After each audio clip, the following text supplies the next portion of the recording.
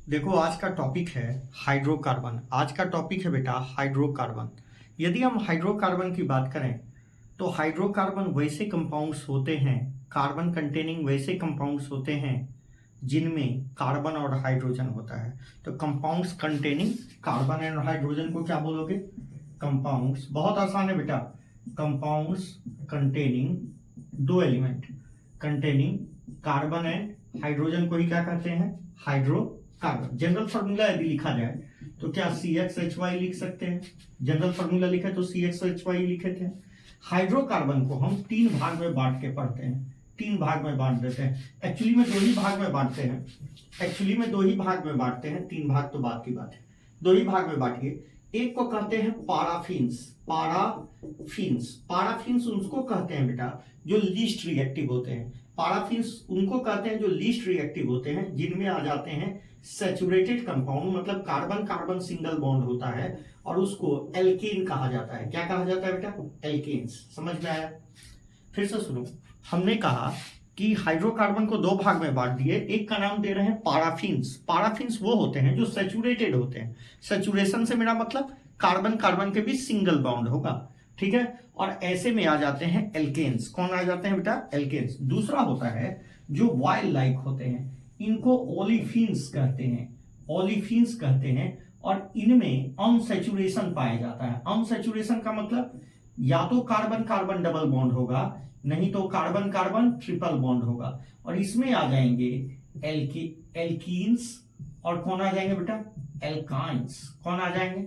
Alkynes. समझ में आया? तो आज का मेरा टॉपिक एल्केन्स है। क्या है? एल्केन। यदि हम बात करें, ध्यान से सुनो, एल्केन्स की, तो एल्केन्स का जनरल फॉर्मूला क्या हो जाएगा? CnH2n+2। ऐसे कंपाउंड्स, चूंकि ये सैचुरेटेड हैं, कार्बन कार्बन सिंगल बॉन्ड है, तो ऐसे कंपाउंड लीस्ट रिएक्टिव होते हैं, सबसे कम रिएक्टिव होते हैं। और ऐसा कोई टेक्निक नहीं है हमारे पास जिससे हम ये पहचान सकें कि ये एल्केन है। हम डबल बॉन्ड को डिटेक्ट कर सकते हैं, ब्रोमीन वाटर KMnO4 से डिटेक्ट कर सकते हैं, ओजोनोलाइसिस से डिटेक्ट कर सकते हैं, मगर एल्केन्स को डिटेक्ट नहीं कर सकते। ये बहुत लीस्ट टाइप के कंपाउंड्स होते हैं। यदि हम बात करें मेथड ऑफ प्रिपरेशन, यदि हम इनके मेथड ऑफ प्रिपरेशन की बात करें तो पहला होता है हाइड्रोलिसिस ऑफ मेटल कार्बाइड। क्या होता है बेटा? हाइड्रोलिसिस ऑफ कुछ खास carbide, hydrolysis of metal carbides, खासकर दो कार्बाइड्स। कौन कौन? बेरिलियम कार्बाइड Be3C में यदि आपने पानी डाला तो बेरिलियम हाइड्रोक्साइड बनेगा प्लस मीथेन निकलता है, ठीक है। उसी तरह एल्युमिनियम कार्बाइड Al4C3 में आपने पानी डाला तो क्या निकलता है? एल्युमिनियम हाइड्रोक्साइड प्लस यहां से भी मीथेन निकलता है। तो ये आपको रखना पड़ेगा बेटा, Be2C। तो कहने का ये मतलब है, ये आपको रखना है कि बेरिलियम कार्बाइड में यदि पानी डालेंगे तो भी मीथेन निकलेगा, एल्युमिनियम कार्बाइड में भी पानी डालेंगे तो क्या निकलेगा? मीथेन निकलेगा। दूसरा आप एल्कीन को बना सकते हैं एल्कीन से। किससे? एल्कीन से कैसे बनाइएगा? आपको सिखाया जा चुका है एल्कीन से बनाने का तरीका। याद है? कुछ याद आ रहा है? नहीं याद आ रहा है ना? देखिए हम याद दिलाते हैं। एल्कीन और अल्काइन से भी बना सकते हैं। किससे बना सकते हैं? एल्कीन और अल्काइन से। दूसरा फ्रॉम कहां से बेटा? एल्कीन और अल्काइन से। कैटालिटिक हाइड्रोजनेशन याद है? मान लेते हैं ये एल्केन है, RCH2 double bond RCH double bond CH2, ठीक है।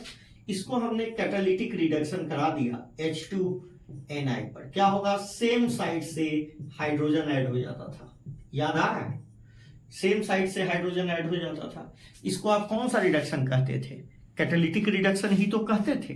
दूसरा बताइए, यदि हम इसका रिडक्शन कराते हैं, यदि हम इसका हाइड्रोबोरेशन रिडक्शन, HBO प्रोसेस था, वो ऑक्सीडेशन था, H2O2 लेना पड़ता था, मगर यहां एसिटिक एसिड ले लें तो क्या होगा? मतलब समझ में आ रहा है? हमने क्या लिया?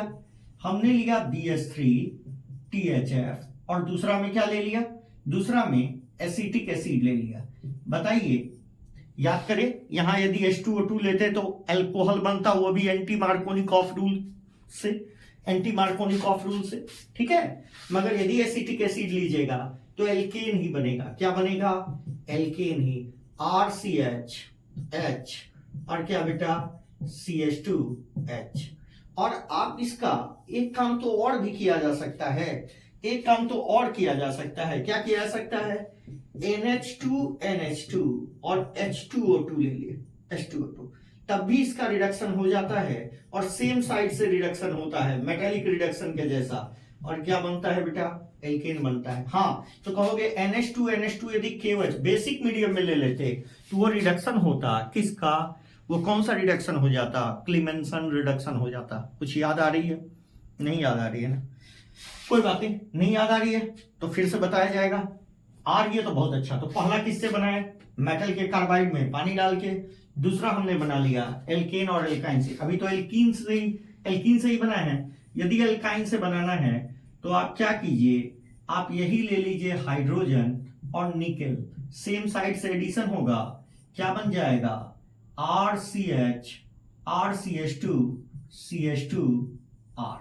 यहां R1 ले लीजिए, यहां R2 ले लीजिए, R1 और R2। समझ में आया, सेम साइड से एडिशन होता है और कुछ होता नहीं है, ठीक है। सेम साइड से मेटालिक रिडक्शन करवाइएगा, सेम साइड से रिडक्शन हो जाएगा। दूसरा, अल्काइल हैलाइड से भी बना सकते हैं। किससे बना सकते हैं, अल्काइल हैलाइड से। सेकंड किससे बना सकते हैं आप, अल्काइल हैलाइड से। कैसे बनाइएगा अल्काइल हैलाइड से, बता सकते हैं, अल्काइल हैलाइड से। थर्ड किससे बना सकते हैं, अल्काइल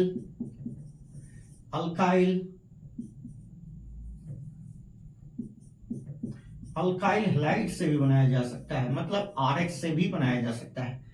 RX से कैसे बनाइएगा बताइए, RX से एल्कीन बनाना है तो पहला तो याद करें, हमने बताया था सोडियम लेके ड्राई ईथर ले लिए, याद आ रहा है कुछ, सोडियम लेके ड्राई ईथर, ऊर्ज रिएक्शन, याद आ रहा है। मगर यहां पर हायर एल्केन बन जाएगा, R और R हो जाएगा, मतलब यहां एक कार्बन है तो यहां दो कार्बन आ जाएगा, मगर सिमेट्रिकल का ही डबलिंग होता है, ठीक है। सिमेट्रिकल एल्केन बनाए जाते हैं ऊर्ज रिएक्शन से। कौन सा रिएक्शन है, ऊर्ज, मैकेनिज्म बताइए, फ्री रेडिकल, ठीक है। दूसरा, यदि हम पहले स्टेप में लिथियम लें, दूसरे स्टेप में CuCl ले लें और तीसरे स्टेप में R-Cl ले लें, तो आपको याद आ जाएगा कि ये लेने पर क्या बन जाता, अल्काइल लिथियम। फिर ये इससे रिएक्शन करता है तो गिलमान रिएजेंट, और इससे रिएक्शन करके आपको याद आ जाएगा कि अनसिमेट्रिकल एल्केन का फॉर्मेशन होता है, और इस रिएक्शन को कोरे-हाउस सिंथेसिस कहा जाता है। क्या कहा जाता है, कोरे-हाउस सिंथेसिस। दूसरा, याद करें, हमने बताया था जिंक HCl भी मेटालिक रिडक्शन करवा के भी बनाया जा सकता है। क्या बन जाएगा, RH, क्या बन जाएगा, RH, एल्केन बन जाएगा। तीसरा तरीका क्या है, अगला तरीका क्या है, मैग्नीशियम और ड्राई ईथर ले लीजिए। क्या ले लीजिए, मैग्नीशियम और ड्राई ईथर, तो क्या बन जाएगा, ग्रिग्नार्ड बन जाएगा। मैग्नीशियम ले लीजिए और ड्राई ईथर ले लीजिए। क्या ले लीजिए, ड्राई ईथर ले लीजिए, तो पहले स्टेप में क्या बन जाएगा, RMgX, और इसको आस्ते देवर वाटर से रिएक्शन करा दीजिए, एसिड बेस रिएक्शन हो जाएगा और RH का फॉर्मेशन हो जाएगा। तो अल्काइल हैलाइड से बनाने के कितने तरीके हो गए, 4। कौन कौन, sodium dry ether, Wurtz reaction, Gilman reaction, ZnHCl। तो आपके फिर से दिमाग में आएगा ZnHCl और कहीं, ZnHgHCl और कहीं इस्तेमाल हुआ था, बिल्कुल, कहां इस्तेमाल हुआ था, क्लीमेंसन रिडक्शन, ठीक है, याद रहेगा। और ये NH2NH2 यदि KOH रहता तो ऊर्ज कौन सा, उल्फ किचनार रिडक्शन। समझ में आ रहा है, तो आसान है बेटा, बहुत आसान है, बशर्ते आपको सब चीज याद आ जाए।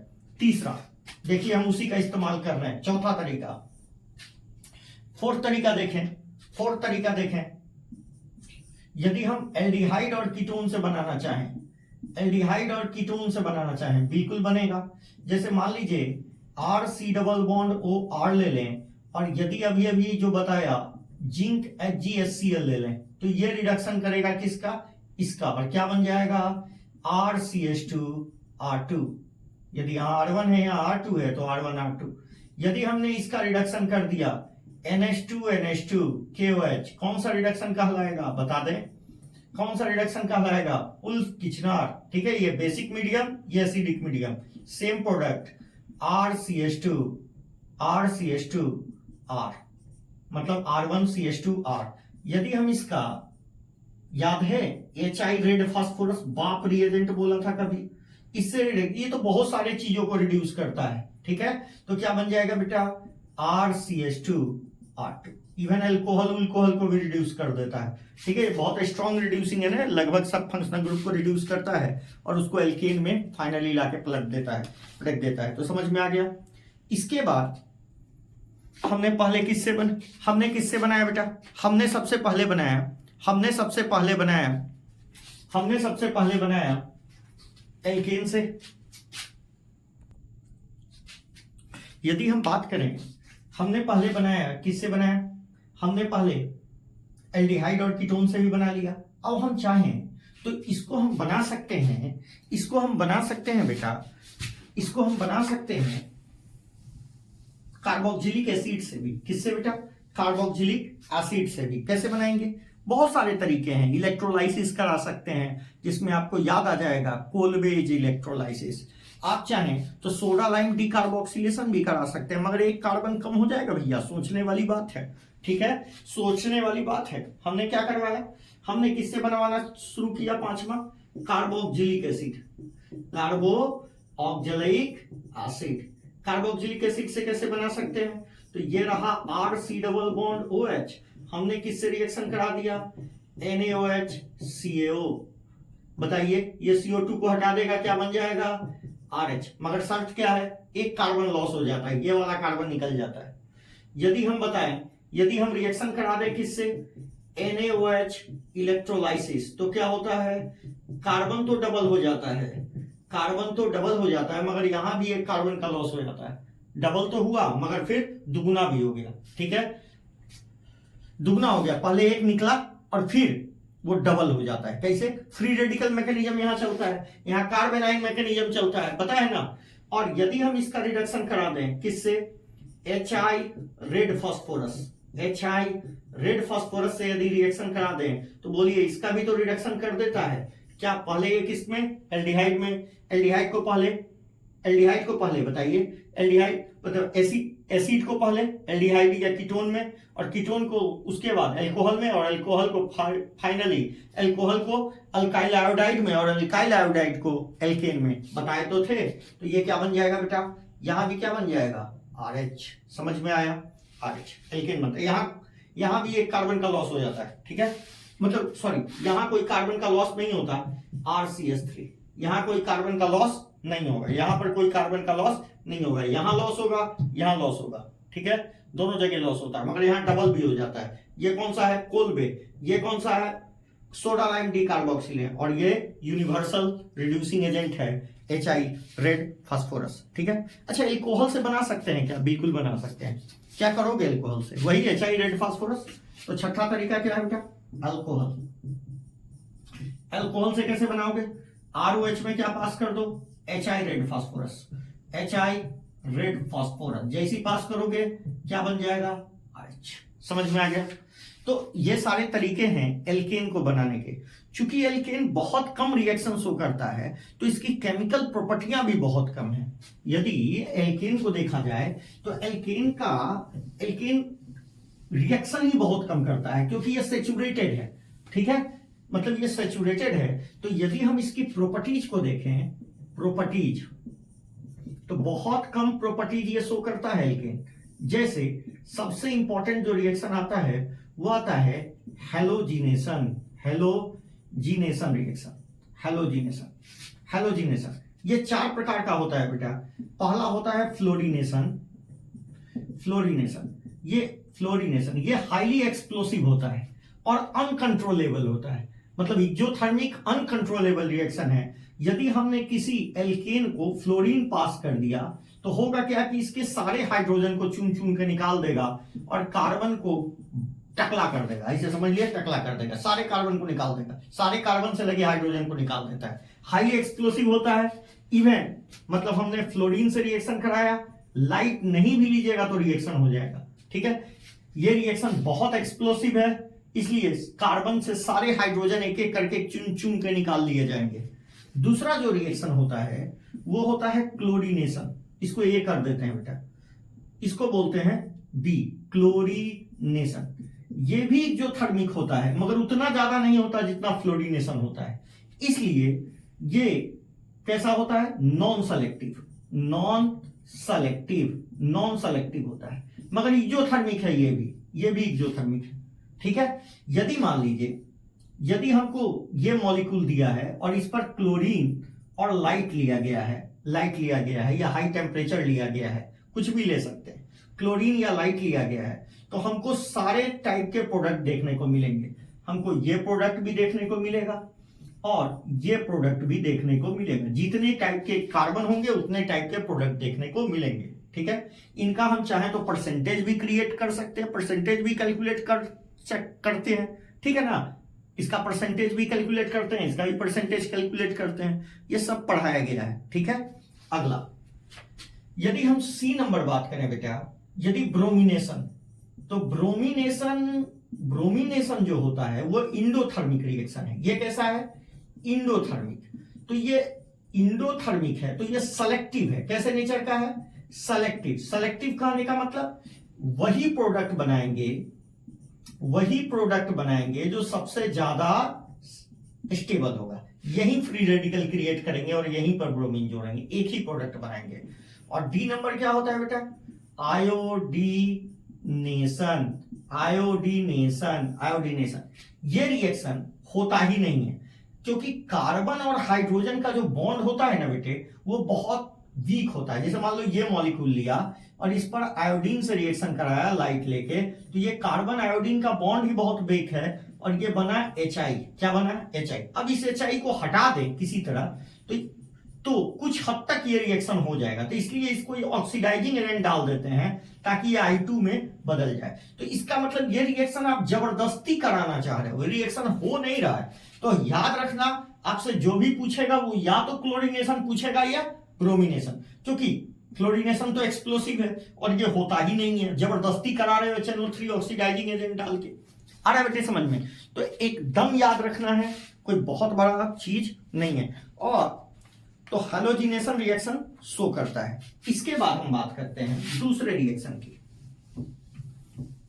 ये भी रिएक्शन हमने कहीं ना कहीं पढ़ाया है। दूसरा जो रिएक्शन है, सेकंड रिएक्शन को कहते हैं reads reaction, REEDS, reads reaction. अब बच्चे को कंफ्यूजन होता है, जैसे हम लिखते हैं बच्चे को कंफ्यूजन। जैसे मान लीजिए RH लिखा और यहां लिखा SO2Cl2, तो यहां बन जाता है बेटा RH लिखा और रिएक्शन करा दिया SO2Cl2, तो बन जाता है RCl plus SO2 plus HCl। ये अल्काइल हैलाइड बनाने का बहुत अच्छा तरीका है। यहां पर फ्री रेडिकल मैकेनिज्म चलता है। कौन सा मैकेनिज्म चलता है, फ्री रेडिकल।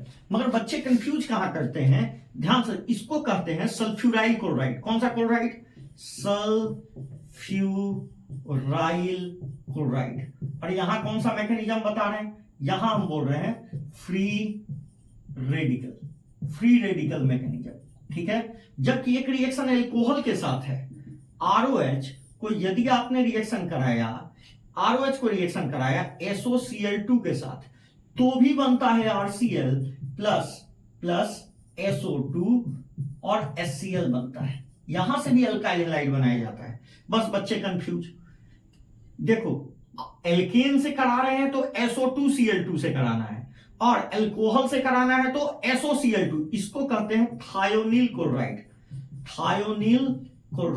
और यहां का जो मैकेनिज्म चलता है वो SNI आता है, इंट्रामोलिकुलर, ठीक है, इंट्रामोलिकुलर। तो याद रखना है। और इसको कहते हैं डार्जेंस प्रोसेस। तो डार्जेंस प्रोसेस से अल्काइल हैलाइड बनाया जाता है और रीड्स रिएक्शन से भी अल्काइल हैलाइड। मगर यहां क्या लेते हैं, SO2Cl2, और यहां क्या लेते हैं, SOCl2। दोनों में अंतर है, ठीक है।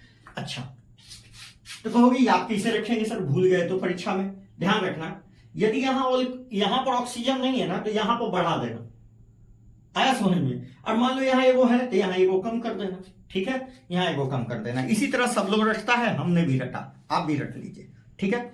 अब इसके बाद जो रिएक्शन है वो काफी आसान है, नाइट्रेशन, सल्फोनेशन, ठीक है, आइसोमराइजेशन, कंबस्शन, ये सब बेकार रिएक्शन है, मगर एनसीईआरटी में है तो आपको तो रटना है, ठीक है। जैसे अगला रिएक्शन है मेरे पास, अगला जो रिएक्शन है वो है नाइट्रेशन।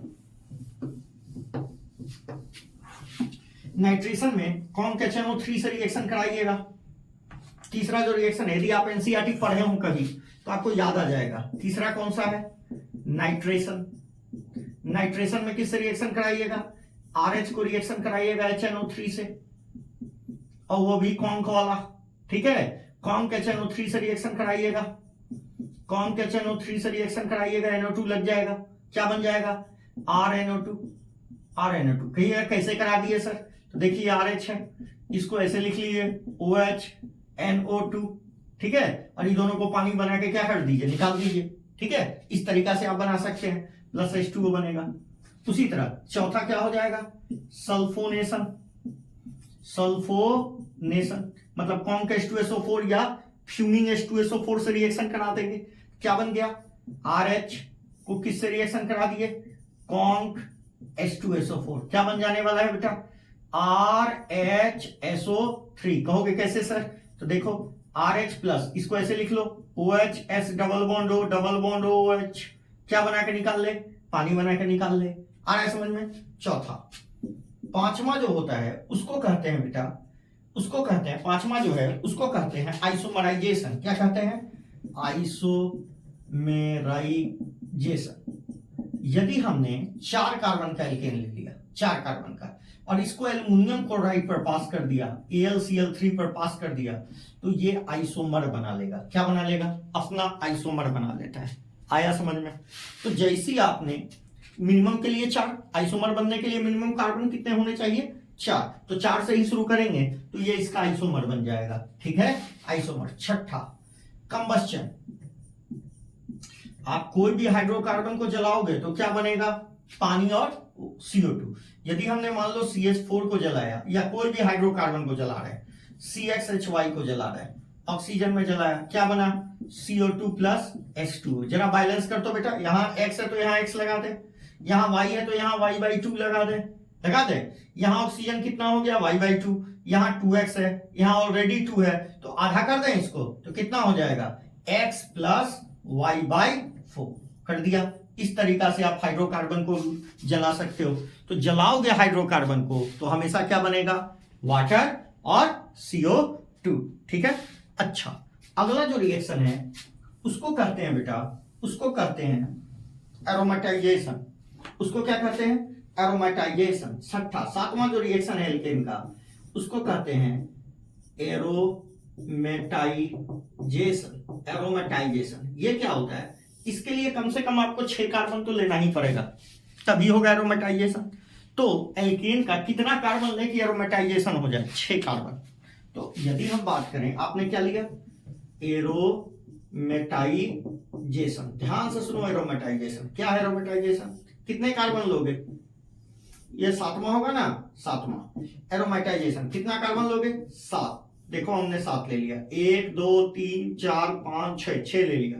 और इसको पास कर दो बेटा, इसको पास कर दो स्पेसिफिक रिएजेंट, स्पेसिफिक कैटलिस्ट, जैसे क्रोमियम ऑक्साइड Cr2O3, या मैग्नीज ऑक्साइड Mn2O3, या फिर आप ले लो किसके ऊपर, एल्युमिनियम ऑक्साइड, किसी के ऊपर ले लो। देखो यहाँ एल्युमिनियम क्लोराइड लिए थे, यहाँ एल्युमिनियम ऑक्साइड लेना है, जैसे लिए क्या हो जाएगा, बेंजीन का फॉर्मेशन। क्या बन जाएगा बेटा, बेंजीन। तो फिर से सुनो, 6 कार्बन लिए तो बेंजीन, 7 कार्बन लेते तो टॉल्यूइन, और यदि 8 कार्बन ऑक्टीन ले लेते तो, मान लो हमने 7 कार्बन ले लेता, 1 2 3 4 5 6, 1 2 3 4 5 6 1 7, तो क्या बन जाता, सेम रिएजेंट लेते तो क्या बन जाता, टॉल्यूइन बन जाता। क्या बन जाता, टॉल्यूइन। अब हम आपको एक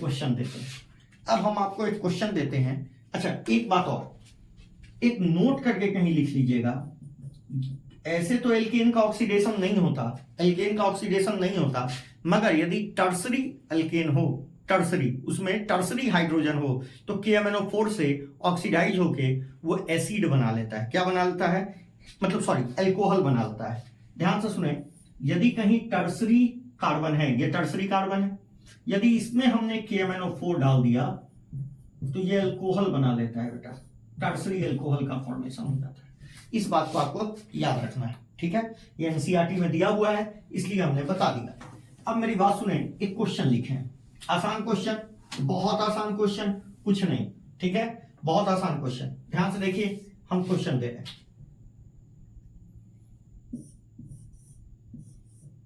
ये साइक्लोहेक्सेन,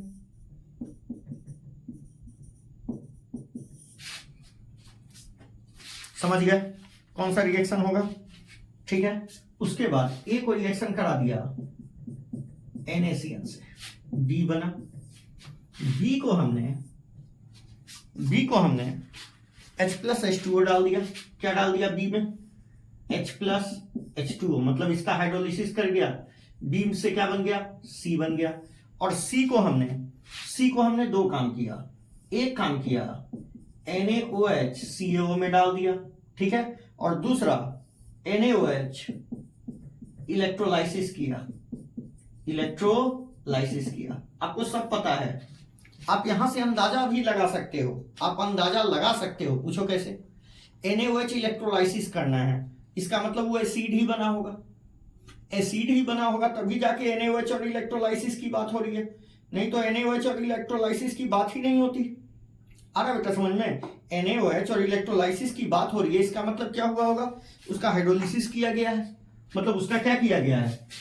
NaOH और इलेक्ट्रोलाइसिस मतलब कोलवे, मतलब ये एसिड होगा। देखो यहां फ्री रेडिकल मतलब फोटो हेलोजिनेशन होगा कि नहीं होगा? कहीं भी सारा कार्बन सेम है तो कहीं भी A नंबर का क्या प्रोडक्ट आ जाएगा? ये प्रोडक्ट आ जाएगा। कहीं भी क्लोरीन लगा देंगे, मान लेते हैं हम यहाँ क्लोरीन लगा दिए, उसके बाद SN2 रिएक्शन होगा, और ये स्ट्रॉन्ग बेस है ना, इसको सब्स्टिट्यूट कर देगा, क्या बन जाएगा? बोल बेटा, यहाँ क्या आ जाएगा? CN आ गया, क्लियर? यहाँ CN, और CN का हाइड्रोलिसिस होगा, मतलब यही CN है, और CN का हाइड्रोलिसिस होता है तो क्या बनता है? एसिड, मतलब यहां क्या बन गया? एसिड, कार्बोक्सिलिक एसिड बन गया, कार्बोक्सिलिक एसिड। अब बताइए CaO क्या बन जाएगा? साइक्लोहेक्सेन बन गया। और यहां बताइए NaOH इलेक्ट्रोलाइसिस क्या होगा? ऐसे ऐसे दो को जुड़ जाएंगे, बोले थे ना डबल हो जाता है, ये रहा प्रोडक्ट। तो आपको सोचना है कि कैसे काम करना है, आपको बस सोचना है कि काम कैसे करना है। बहुत आसान चैप्टर है, हर चैप्टर, केमिस्ट्री डाल ही रहे हैं, फिजिक्स भी डाल देंगे, बायोलॉजी भी डाल देंगे, घबराइए मत, कोशिश कर रहे हैं जितना ज्यादा, एक दिन में 6-7 लेक्चर डाल के खत्म कर देंगे। Thank you.